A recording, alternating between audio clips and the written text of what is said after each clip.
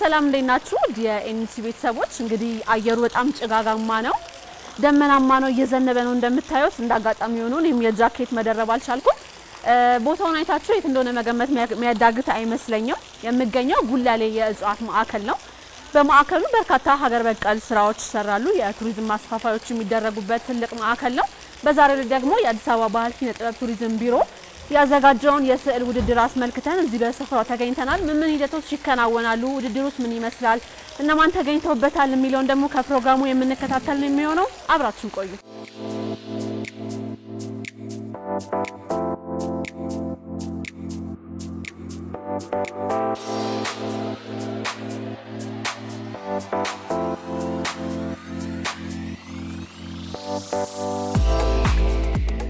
በጉላሌ እጽዋት ማዕከል ላይ ያዘጋጀነው ዝግጅት የመጀመሪያችን አይደለም። በአመቱ 6ኛ የስዕል ኤግዚቢሽናችን ነው።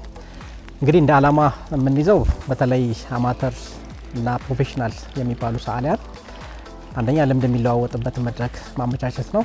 ሌላ ደግሞ የሚስሏቸው የሚያዘጋጇቸው ስራዎችን የሚታዩበት መድረክ የማዘጋጀት ዓላማ ይዘን ነው የምንንቀሳቀሰው። ዛሬ የምንገኝበት የእጽዋት ማዕከል ደግሞ በዋናነት እዚህ ስንመጣ ያው እንደምትመለከተው አካባቢ በተፈጥሮ የደመቀ አካባቢ ነው። ስለዚህ ተፈጥሮና ስዕል ደግሞ ቀደም ሲልም ሲገለጽ እንደነበረው በጣም የተቆራኙ ናቸው። ስለዚህ አንደኛ የእጽዋት ማዕከሉን በደንብ እንዲጎበኝ ለማድረግ፣ ሁለተኛ ደግሞ የሚሰሩ ስራዎች በሌሎችም ጎብኚዎች ቪዚብል እንዲሆኑ የማድረግ ስራን ዓላማ ይዘን ነው እዚህ ተቋም ላይ መጣ ነው። የባህል ኪነ ጥበብና ቱሪዝም ቢሮ ከማዕከል እስከ ወረዳ ድረስ የራሱ የሆነ መዋቅር አለው። እያንዳንዱ መዋቅር በእያንዳንዱ የጥበብ ዘርፍ አሁን ይህን ዛሬ የምንመለከተው በእይታዊና ክውን ጥበባት ላይ የሚታይ ነው። ቪዥዋል የሆኑ ስራዎች የሚሰሩበት ነው። ስለዚህ እዛ ቦታ ላይ ያሉ ታዳጊዎች ናቸው፣ ወጣቶች ናቸው። እነሱ ስራዎቻቸውን የሚያቀርቡበት መድረክ እናመቻቻለን ማለት ነው። ይህ ብቻ ሳይሆን ግን ተጨማሪ የምናደርገው ተቋማት ትልልቅ የምንላቸው ማሰልጠኛ ተቋማት ጭምር በእነዚህ ኤግዚቢሽኖች ላይ እንዲገኙ እናደርጋለን። ሀገር በጥበብ ትገለጻለች ብለን ስናስብ በተለይ ደግሞ በስዕል ሲሆን ቀለማት ናቸው የሚናገሩት። ስለዚህ የሀገርን ድምቀት የሀገርን አንድነት የሚያሳዩ የስዕል ስራዎች በዚህ ስራ ላይ እንዲቀርቡ ነው በዋናነት እየሰራን ያለ ነው። ጉላሌ እጽዋት ማዕከል እጽዋት ዝርያ ብዛት ሰፊ ሀብት ያሉት ሀገራት ጥቂት ሀገራቶች ውስጥ አንዷ ነች። እነዚህ እጽዋቶችን በተለይ ደግሞ ለመጥፋት የተቃረቡትን በማስቀደም አሰባስቦ እንክብካቤ አድርጎ ለዘመናት ለማቆየት ነው። ዛሬ ከአዲስ አበባ ባህል ኪነ ጥበብና ቱሪዝም ቢሮ ጋር ሆነን ያዘጋጀነው የስዕል ኤግዚቢሽን ከዚህ ጋር የሚገናኝ ነው።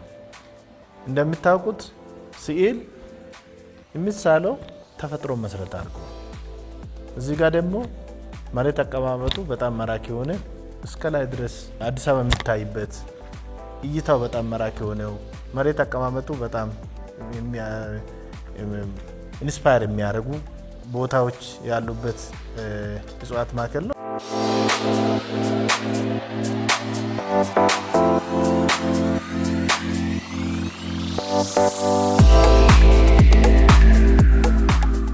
እዚህ ጋር የምትመለከቱት ስራ ኢትዮጵያን ለመግለጽ የሞከርኩበት ስራ ነው።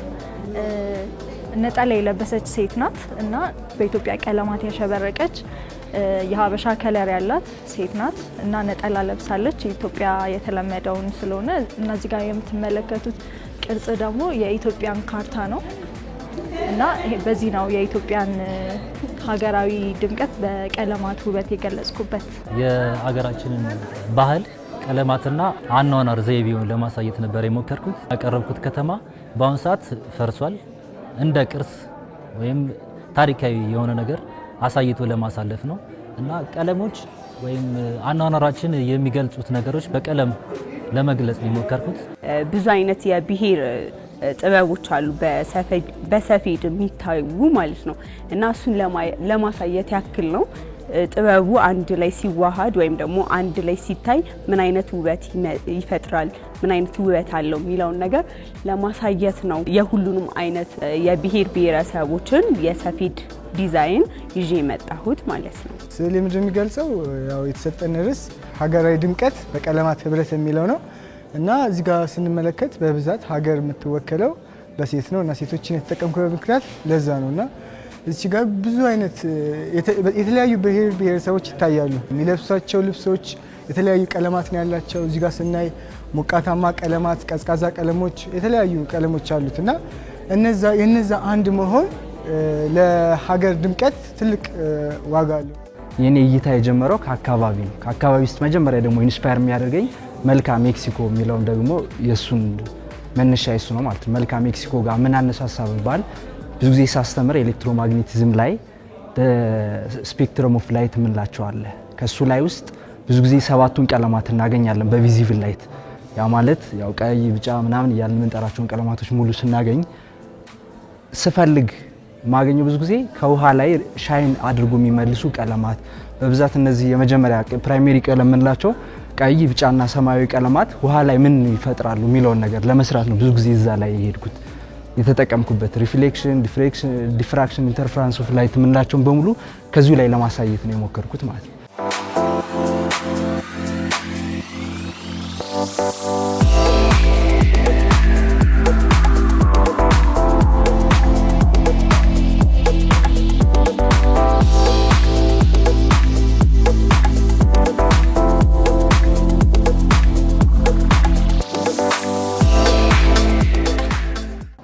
ማህበራዊ ህይወት ከህብረ ቀለም ጋር ያለው ነገር ለምሳሌ አናኖራችን የራሳቸው የሆነ መልክ አላቸው።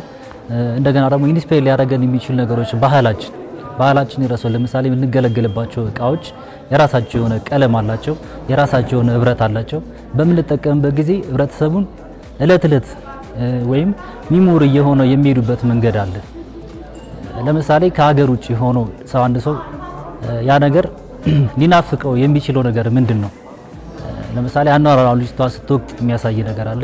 ሌላ ሀገር ብትሄድ አሁን በዘመናዊ መንገድ የተቀየሩ ነገሮች ናቸው። ያ ነገር ሚሞሪ ሆኖ የሚቀመጡ ነገሮች ከአይምሮአችን ሊጠፉ የማይችሉ ነገሮች ናቸው። እንደገና ደግሞ ከተሞቹ በራሳቸው ጊዜ እየተቀየሩ ሞደርናይዝ እየሆኑ በሚመጡበት ጊዜ እነዛ ከተሞች እየጠፉ ነው የሚሄዱት ማለት ነው። እና እነዚህ ከተሞችን ለማሳየት የሞከርኩት ኦልድ ሲቲዎች በሀገራችን ላይ ምን ይመስሉ ነበረ፣ እንደገና በአዲስ በሚተኩበት ጊዜ ያላቸውን የራሳቸው ሚሞሪ ምን ይመስላል የሚለው ነገር ለመግለጽ ነው እዚህ የሞከርኩት። ቀለማታቸው ደግሞ የራሳቸው የሆነ መገለጫ አላቸው፣ የራሳቸው የሆነ አትራክት የሚያደርጉበት ነገር አለ ማለት ነው። ኢንስፓየር ያደረገኝ የሰፌዶች ላይ ምን አይነት ጥበቦች እንደሚሰፍሩ ያላቸው ውበት ያላቸው ጥበብ ይለያያል እና ውበቱ ደግሞ አንድ ላይ ባደርገው ምን ይፈጥራል ብዬ ኢማጂን ሳደርገው በዚህ መልኩ መጣልኝና እሱ ነው። በመጀመሪያ ይሄን ስለ ሰራውበት ምክንያት እርሱንም ምክንያት በማድረግ ነው። ማለት ከእርሱ ጋር በተገናኘ ያንን ይገልጻል ብዬም ስላሰብኩ ነው። አንድ ሁለተኛ ደግሞ ስታይ በብዛት እያንዳንዱ የብሔር ብሔረሰቦችን ውበት ስታይ እነዚህ ውበት ይሰጣቸዋል። እያንዳንዱ የሚያላብሳቸው ውበት አለ፣ የሚለብሱት አለባበስ እያንዳንዱ ቦታ ስትሄጂ የየራሳቸው ስታይል ስላላቸው እነዛ ነገሮች በደንብ ውበት ይሰጡታልና ኢንስፓየር የሚያደርገኝ የነሱ ነው። ኢንስፓየር ያደረገኝ አርስቱ ነው፣ ታይትሉ ነውና ታይትሉ ሀገራዊ ድምቀት በቀለማት ውበት ነው የሚለውና በአርስቱ ተነስቼ ይሄንን ስራ ሳዘጋጅ ሀገሬን በምንድነው መገልጻት ብዬ ነው ሰርች ያደረኩት። ብዙ ጊዜ ሀገር እንደ ሴት ነው የምትታየው። ስለዚህ ሴት አድርጌ ወሰድኳትና ከዛ ግን ሴት ሆና ኢትዮጵያ የሚለውን ለመግለጽ የኢትዮጵያን ቀለማት ተጠቀምኩኝ፣ የኢትዮጵያን ቅርጽ ተጠቀምኩኝ። በተጨማሪ ደግሞ ነጠላ የለበሰች ሴት ሳደርጋት የሀበሻን ሴት ትገልጽልኛለች ብዬ አሰብኩኝ። ብዙ ጊዜ አሁን ከዚህ ላይ ከምናያቸው ዶሚኔትድ የሚያደርጉት ቀለማቶች ሶስቱን ቀለም በብዛት የማይበት አጋጣሚ አለ። ቀይ፣ ቢጫና ሰማያዊ ያልኳቸው እነዚህ ቀለም ሌሎቹን ዶሚኔትድ እንደሚያደርጉ ይነግረኛል። ያው ምክንያቱም ሶስቱ ቀለሞች የሁሉም ቀለም መፈጠሪያ ናቸው ማለት ነው። ከዛ ባለፈ ደግሞ ምን ያክል ኢንስፓየር እንደሚደረጉ ራሳቸውን እንደሚያደርጉ በዛው እየገለጸ ይሄዳል ነው።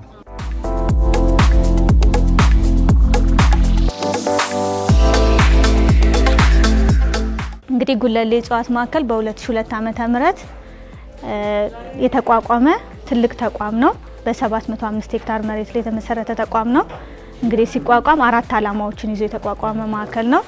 ምርምር፣ ኢኮቱሪዝም፣ ሆርቲካልቸር እና ተግባር ተኮር ትምህርት ነው። እነዚህን 4 ዓላማዎችን ይዞ ማዕከል ውስጥ የተለያዩ አገልግሎቶችን ይሰጣል። እንግዲህ የኢኮቱሪዝም አገልግሎት የሚሰጠው ወደ ሃይኪንግ፣ የሰርግ፣ የካምፒንግ፣ የልደት እና ሌሎች ነገሮችን በኢኮቱሪዝም ስር ይሰጣል። በትምህርት ዘርፍ ደግሞ ተግባር ተኮር ትምህርት ይሰጣል። ይሄም ከኬጂ እስከ ዩኒቨርሲቲ ያሉ ተማሪዎችን በቲዮሪ የተማሩትን ወደ ተግባር በመቀየር እዚህ ማዕከል ውስጥ ስለተለያዩ የእጽዋት አይነቶች፣ አዋፋትና እንስሳቶች የሚያጠኑበት ይሆናል ማለት ነው። ሆርቲካልቸር ደግሞ ሀገር በቀል የሆኑ እጽዋቶችን ይጠብቃል፣ ያስውባል፣ አካባቢውን ስነ ምህዳር ይጠብቃል ማለት ነው። በምርምር ዘርፍ ደግሞ ሊጠፉ የተቃረቡ የእጽዋት ዝርያዎችን ከተለያዩ ሀገራት በመሰብሰብ እና እዚህ በማላመድ ወደ ቦታቸው መመለስ ወይም ደግሞ እዚሁ እንዲበቅሉ ማድረግ የተለያዩ የምርምር ስራዎችን በአገር አቀፍም በዓለም አቀፍም ቦታዎች ላይ ማከናወን ነው ማለት ነው። በተለያዩ ሁኔታዎች ማዕከሉን እያስዋብን እንገኛለን። ይሄም የሚያስውብ ክፍል አለ፣ ሆርቲካልቸር የሚባል ያሉትም ባሉበት መጠበቅና የተለያዩ የአፈርና ውሃ ጥበቃ ስራዎች ይሰራሉ። በክረምት ወራት ደግሞ የችግኝ ተከላ ፕሮግራምም እዚህ ይኖራል ማለት ነው። ስለዚህ ተፈጥሮን መንከባከብ አገልግሎት ይሰጣል፣ ማስዋብም ይሰጣል ማለት ነው እዚህ።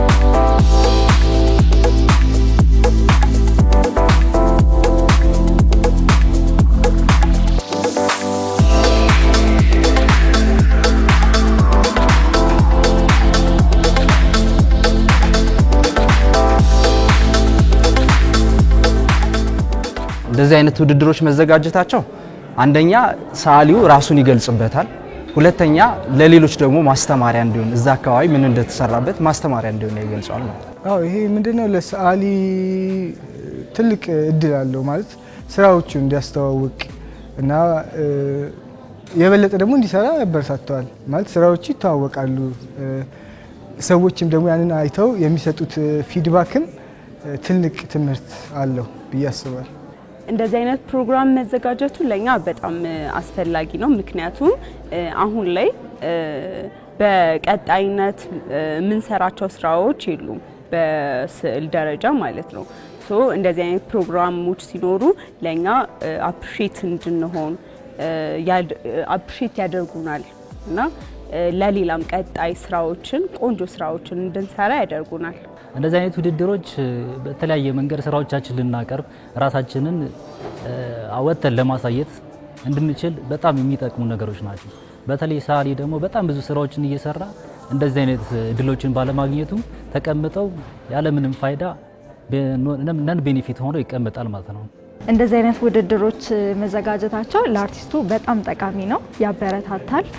እኛም ከምናስበው ከምናያቸውም ውጪ የተለያዩ አርቲስቶችን ስለሚሰጡን የተለያየ ነገሮችን እንድንሞክር አዳዲስ ነገሮችን እንድንሞክር ከተለያዩ አርቲስቶች ጋር እንድንተዋወቅም እያገዘን ይገኛል እና ደግሞ ለአሸናፊዎችም የሚደረጉ ማበረታቻዎች አሉ። እሱም ለአርቲስቱ በጣም ደጋፊ ነው እና ደግሞ እኛም ደግሞ ኢንስፓየር ተደርገን እዚህ መተን ስራዎቻችንን ስናሳይ ብዙ የመታወቅ እድሎችን እያገኘን ስለሆነ ጠቃሚ ነው።